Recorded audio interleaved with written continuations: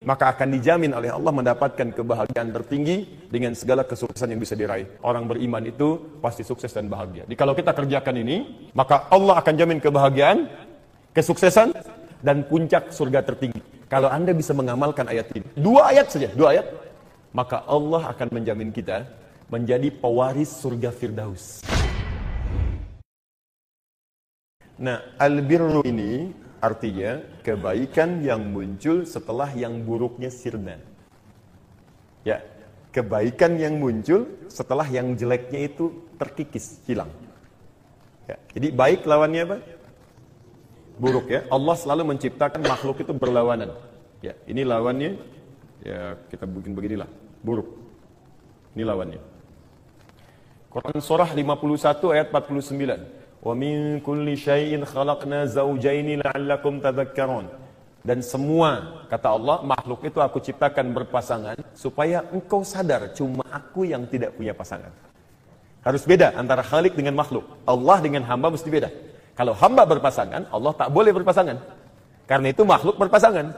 Ya, yang punya nyawa, manusia, laki-laki, perempuan. Ya, ada binatang misalnya jantan dengan betina. Ada tumbuhan misalnya putik dengan benang sari.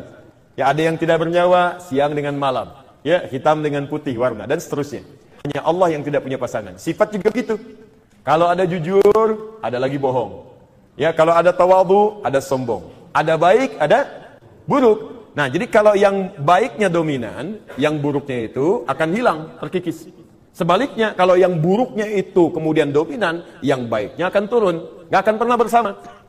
Orang yang terbiasa berkata-kata yang baik, maka sulit menemukan kata-kata yang kotor. Mau berkata kotor itu nggak bisa, sulit, lisannya kaku. Ya sama dengan orang yang terbiasa berkata kotor, mau berkata baik itu dia aneh. Ya, preman ketemu preman, pemabuk dengan pemabuk, assalamualaikum akhi, nggak ada begitu. Woi, ya. Kiai sama kiai, ya, atau antum baik dengan baik, pakai gamis, pakai bamis. Ya akhwat, ya ada yang berhijab, bertemu ada yang bercadar, macam-macam. Assalamualaikum, waalaikumsalam. Itu fitrah. Di baik ketemu yang baik, buruk dengan yang buruk lagi. Jadi kalau Anda orang baik, Anda pasti akan dicela oleh yang buruk. Itu sudah otomatis, gak akan bebas dari celaan. Untuk menegaskan bahwa sudah ada kebaikan dalam diri Anda. Jadi kalau dicela oleh orang yang buruk, jangan marah. Jangan marah, karena sebetulnya celaan itu sebetulnya titipan dari Allah di lisan para pencela untuk menetapkan kebaikan pada diri Anda yang sudah jadi baik. Gak usah marah. Biasa kumpul-kumpul di jalan, sekarang ke majlis taklim. Ada teman mengatakan, wih, soleh, mau kemana nih? Ya, karena nama Anda Kevin misalnya kan? Ya, nggak apa, sampaikan aja saya masih Kevin sampai sekarang. Cuman Allah memberikan bimbingan untuk ngaji, yuk ngaji yuk. Oh, ahli surga nih, semoga kita bersama ke surga insya Allah. Jalan aja. Kenapa? Karena tadi itu kalimat dia keluar sebetulnya bukan mencela Anda. Sebetulnya pengakuan dari Allah dititipkan pada lisan pencela untuk mengakui kebaikan yang sudah muncul pada diri Anda. Karena muncul dari lawan sini. Artinya Anda sudah baik, gak usah marah. Dan gak usah bikin status. Ya. Memang saya sudah soleh menurut Allah. Oh, ngapain? Gak usah. Tapi hati-hati. Hati-hati. Kalau ada orang baik mencela Anda, itu artinya kasih sayang Allah yang dititipkan pada orang baik ini untuk mengingatkan Anda jangan terjebak pada keburukan itu. Karena itu kita nggak aman dari celaan. Nggak aman. Nggak ada yang aman dari celaan. Hati-hati, kata Al-Imam Asy-Syafi'i, hanya orang gila yang ingin bebas dari celaan. Karena Allah pun dicela oleh orang kafir. Malaikat dicela, Rasul dicela, para nabi dicela, sahabat dicela, tabi'in dicela. Anda Tuhan bukan, malaikat bukan, Rasul bukan, nabi bukan, sahabat bukan, tabi'in juga bukan. Pengen bebas dari celaan, Anda siapa? Jadi kalau kita orang baik, dicela oleh orang yang tidak baik. Kalau kita pernah misalnya tidak baik, akan diingatkan oleh orang baik sehingga kembali menjadi baik. Ketika ketidakbaikan ini, yang buruk ini hilang, maka muncullah kemudian yang baik. Berlatih mengerjakan yang baik supaya yang buruknya hilang. Ketika yang baik ini muncul, dan ini kemudian terkikis ke bawah, maka kebaikan yang muncul setelah buruknya hilang disebut birrun namanya. Kalau melekat pada diri kita pelakunya, maka berubah nama birrun ini menjadi mabrurun. Kalau ini melekat pada pelaku jadi baik, terus terbimbing berbuat baik terus, lisan baik, mata baik, tangan baik sampai ke ujung kaki, maka ini akan berubah namanya melekat pada diri pelaku dengan nama mabrur. Ya. Ada ibadah dalam Islam yang kalau dikerjakan jadi mabrur. Apa itu? Haji.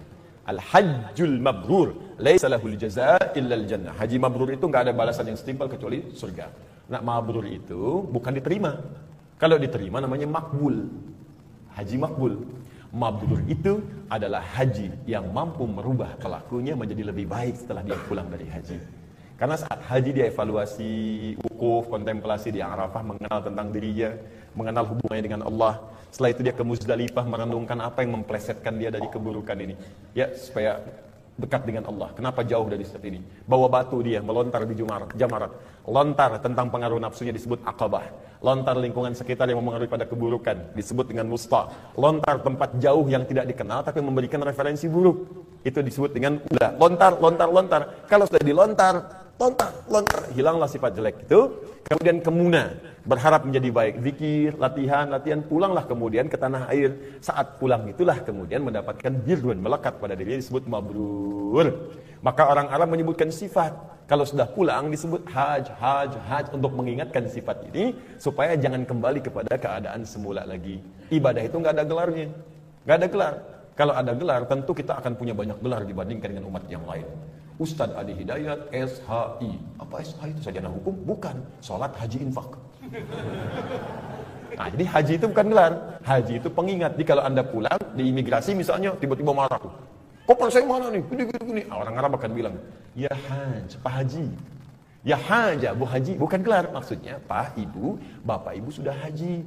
Jangan lagi kemudian tanggalkan sifat girhun yang sudah lelah diperoleh dengan mengerjakan perbuatan buruk lagi. Sayang surga ditukar dengan maksiat. Pengingat. Jadi jangan bangga dengan panggilan itu. Itu cuma pengingat saja pada diri kita. Ya, Doni. Wah, Pak Doni, jalan aja. Pak Haji Doni. Iya, gimana?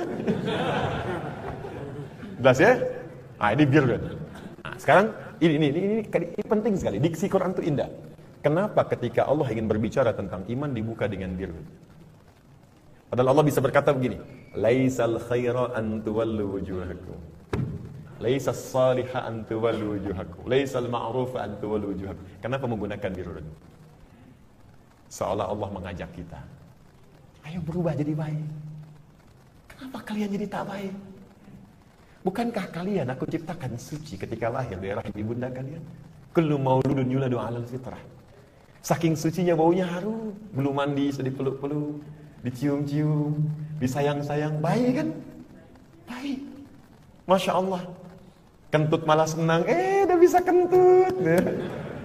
Berdiri senang, bergerak-gerak senang. Kenapa? Saking bersihnya Pak Fitrah. Bersih. Lahirnya putih, bersih. Kenapa ketika pulang kalian mesti kotor, kata Allah? Kalian yang bersih. Kenapa menjadi kotor? Aku ingin kalian berubah jadi bersih lagi, jadi baik lagi. Seakan Allah ingin mengatakan, tanggalkan keburukan itu. Aku ciptakan kalian jadi makhluk yang baik, bukan makhluk yang kotor. Maka pulanglah dalam keadaan bersih. Tapi untuk menjadi baik itu, bukan hanya sekedar bolak-balik menghadap timur dan barat, bukan. Ya, timur dan barat di sini bisa banyak, bisa beraktivitas dari timur ke barat, bisa belajar, bisa kerja, awas, bisa sekedar ibadah asal formalitas, ya kan? Menghadap kepada Allah tapi nggak ada isinya. Cari kerja dari timur sampai barat, pengen dikenal sebagai orang baik, belajar supaya jadi baik. Bukan itu intinya. Kalau kalian ingin baik, kata Allah, maka akar pertama kalinya adalah akar keimanan kepada Allah Subhanahu wa taala. Laisal birra an tuwallu wujuhakum qibala al-masyriqi wal maghrib. Ikhtiar untuk membuat kita lebih baik dari sebelumnya dan bertobat dari kesalahan yang pernah kita kerjakan, bukan sekedar berikhtiar menghadap kiri dan barat dan kanan, timur dan barat, bekerja pagi sampai petang, bukan itu. Walakinnal birra. Tapi kalau Anda ingin mendapatkan esensi kebaikan yang terindah itu dan membuat kita semakin baik di hadapan Allah Subhanahu wa taala, maka aku perkenalkan, kata Allah, ini ada pokok-pokok kebaikan yang bisa kita dapatkan. Satu, man amana billah, iman kepada Allah. Iman. Ya. Kita turunkan pokoknya. Ini yang dimaksud umurul imannya. Perkara-perkara iman. Jadi kata Imam Al-Bukhari, ini ada bab tentang perkara-perkara atau ragam-ragam keimanan yang kalau kita kerjakan, iman kita menjadi kuat. Ya. Sebelum sampai ke sini, Allah memperkenalkan di Quran surah kedua ayat 177. Ya. Jika Anda ingin menjadi baik atau mengentaskan keburukan, meninggalkan yang buruk-buruk sehingga muncul yang baik-baik saja, lisan berkata buruk, sekarang tinggalkan buruknya, muncul yang baiknya di lisan. Mata menatap yang buruk, tanggalkan yang buruknya, sekarang muncul yang baik saja. Jika ingin memulai ini, maka pokoknya yang pertama adalah iman. Yuk iman dulu. Lalu ragamnya apa? Bagaimana menanamkan iman dalam jiwa? Supaya sampai ke dalam hati kita dan membimbing kita berbuat baik. Maka Allah turunkan kemudian amalan-amalannya. Satu, kata Allah, man amana billah. Pertama, mesti yakin iman ini, mesti punya kualitas yakin tanpa ragu. Yakin tanpa ragu pada semua ketentuan Allah Subhanahu wa taala. Pertama Allah. Saya tuliskan dulu ya. Man amana billahi wal yaumil akhir, hari akhir. Wal malaikati, malaikat. Wal kitabi, kitab, Al-Quran. Wal nabiyyin, para nabi. Bismillah Rasul, khususnya Rasulullah sallallahu alaihi wasallam. Sudah? Man amana billahi wal yaumil akhir wal malaikati wal kitabi wan nabiyyin. Baru dari sini muncul amalan-amalan praktikal. Wa atal mala ala hubbihi, amalan maliyah, harta. Dzawil qurba wal yatama wal masakin. Wa aqama as-shalah, amalan fisik.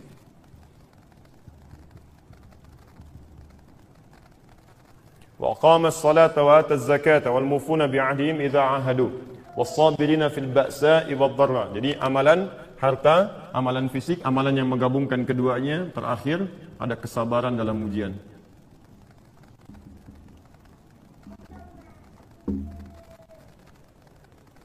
Tahan sampai ditutup di ujung ayat. Ulaika alladzina shadaqu wa ulaika humul muttaqun. Ulaika alladzina shadaqu, inilah sebenar-benarnya iman. Jadi kalau ada orang beriman, maka kata Allah, real iman itu, iman yang paling benar, iman yang paling kuat adalah orang-orang yang mampu mengamalkan tuntunan di ayat ini. Jadi kalau ada orang beriman, ini yang sebenar-benarnya beriman. Iman yang paling hakiki, yang menilai Allah.